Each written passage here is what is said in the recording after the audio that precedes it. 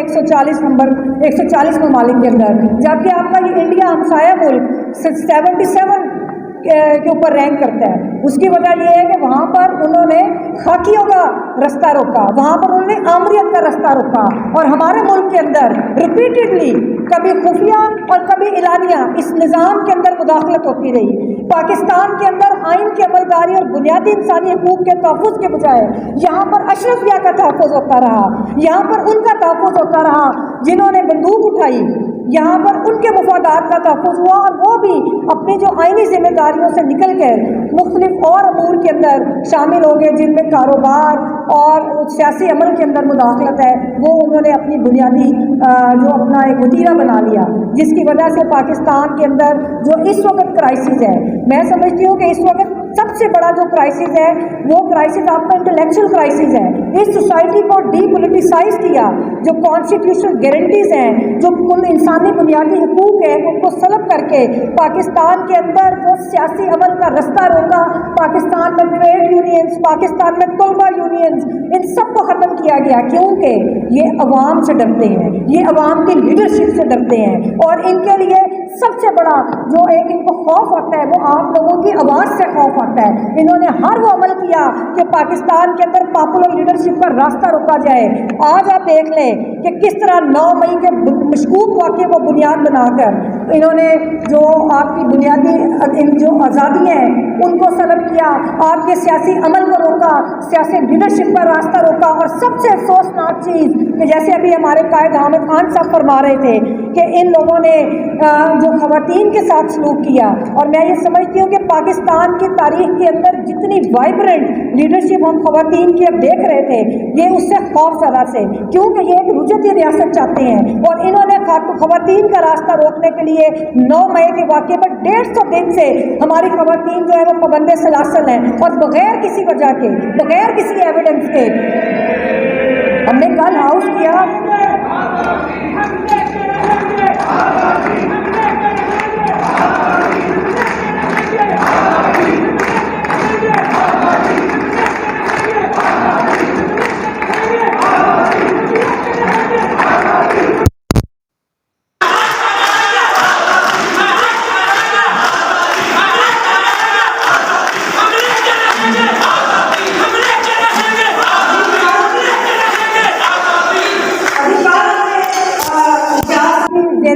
جو ہاؤس کیا تھا لاہور ہائی کورٹ بار کا، تو اس میں نے آنریبل چیف جسٹس سے یہ مطالبہ کیا تھا،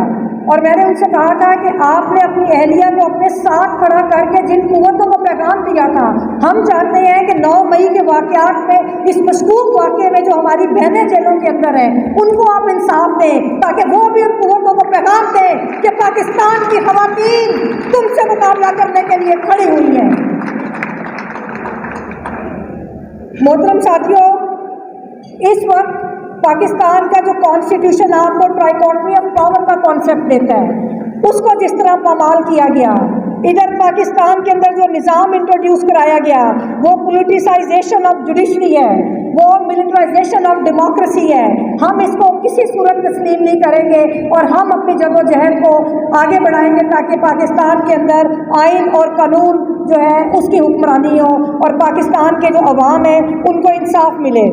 پاکستان کا کوئی بھی ادارہ اس وقت پاکستان کے اندر ایک اس طرح کا مارشل لا ہے جو کہ ان اناؤنس اور ڈکلیئرڈ مارشل لا ہے۔ ان لوگوں نے وہ دیکھا کہ آپ لوگوں کی جدوجہد سے، وکلا کی جدوجہد سے 2007 میں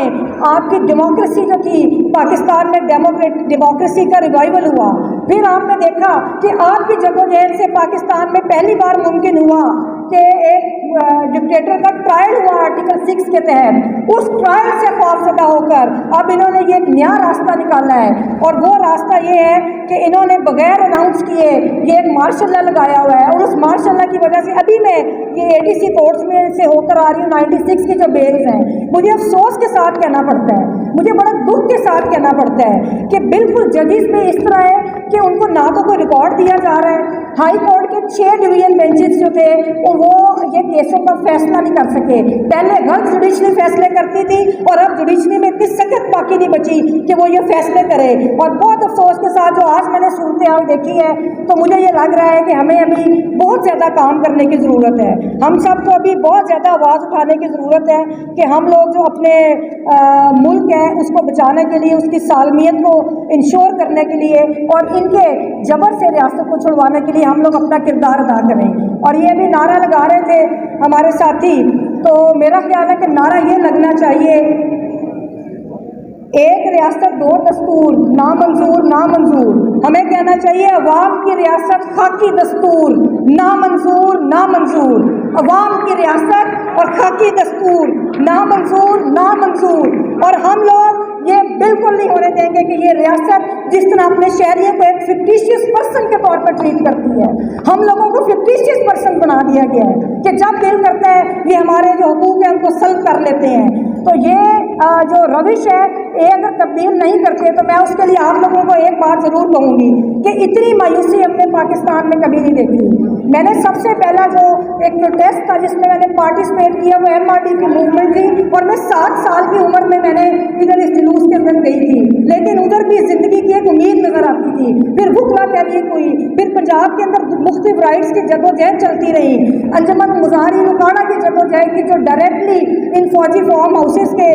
इनके फौजियों के खिलाफ थी, उसमें भी लोग लड़ते रहे। आज जो मायूसी हमें नज़र आ रही है, आज जो कौम को ये खौफ का पैगाम दिया गया है, मैं ये समझती हूँ कि उस खौफ के पैगाम के खिलाफ जिस तरह हमारी बार एसोसिएशन, जिस तरह हमारी सुप्रीम कोर्ट बार एसोसिएशन जनाब आबिद जुबैरी साहब की क़यादत में निकली, जिस तरह उन्होंने क्या लीड किया, जिस तरह हाई कोर्ट बार एसोसिएशन के हमारे साथी अपना किरदार अदा कर रहे हैं, आप लोगों को बिल्कुल खौफजदा होने की ज़रूरत नहीं है। ये हमारा मुल्क है और अगर ये समझते हैं कि 25 करोड़ अवाम मुल्क छोड़ के चले जाएंगे और ये ईस्ट इंडिया कंपनी के नुमाइंदे हमारे वसाइल के ऊपर कब्जा करेंगे तो ये हम नहीं होने देंगे। ये हमारा मुल्क है और इस मुल्क के अंदर हमारा खून है, हमने इस मुल्क को बचाना है। आप लोग अपने जो बुनियादी सियासी और आईनी हकूक है उनके लिए सड़कों पर निकले, आप इस महंगाई के खिलाफ सड़कों पर निकले। और ये महंगाई भी इसलिए है,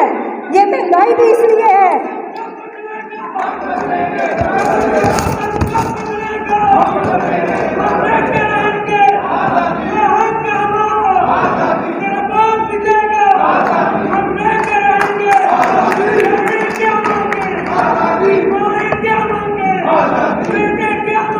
और ये इन्होंने महंगाई, जो महंगाई है इसको